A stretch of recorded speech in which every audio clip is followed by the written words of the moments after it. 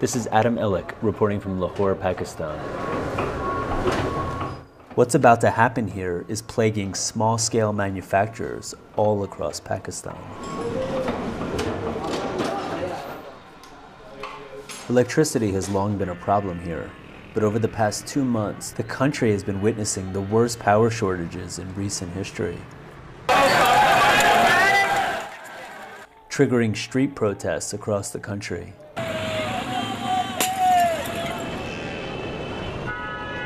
The crisis is destroying livelihoods here in Lahore's old city. The thought that comes to my mind is, it's better we should just die, considering the situation in Pakistan. I think we should die so we don't have to see what's going on in this life. Muhammad Iftikhar used to feed his siblings on just $3 a day. But with 12 hours of power cuts, the bottling plant where he works has fallen into debt. The last pay I got was 3 months ago, and I haven't received anything since then. The situation at home is that we eat once a day, and we don't know if we're able to get the second meal or not. How did the situation here become such a tangled mess? In the last decade or so, frankly, no new projects were started, initiated, promoted, and we are now seeing the impact of that. Nadeem Babar is an energy entrepreneur who has worked alongside the government to solve this crisis. He blames the situation on decades of government inaction and on the global rise of fuel costs, which have outpriced Pakistan's poor. And that has resulted in a situation where the consumers who cannot afford to pay for this high-priced power, frankly, are tempted to steal it. In this public service commercial, a boy confronts his father on the immorality of stealing power. About 30% of the power here is stolen by people who rig their meters. The ads are part of a government effort to conserve power. The government's also trimmed the school week from 6 days to 5. And it's demanded market vendors, who were already in the red, close early throughout the summer. Lights off, please. Switch off.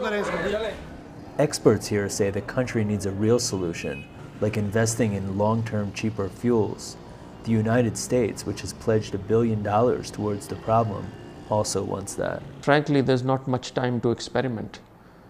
Now the nation has to move in a direction if it is going to feed and clothe its people. It's just the tragedy. Since 2001, Ali Raza built up this small printing business from scratch, earning a cozy middle-class lifestyle that's about to fall apart. We are just delivering 10% of their requirement, and it's very embarrassing. Before the power crisis, he had 20 clients. Now he has 4. He was forced to lay off nearly half of his 35 workers, and those who remain play catch more often than they work. As for the solution, the government's new restrictions on power, like many things in Pakistan, seems chaotic and contradictory. On the first Saturday, many public schools remained open. Inside the markets, it was business as usual, well past the 8 p.m. government deadline to shut off the power. Political parties decorated the streets, while union leaders forced market owners to turn off their lights. I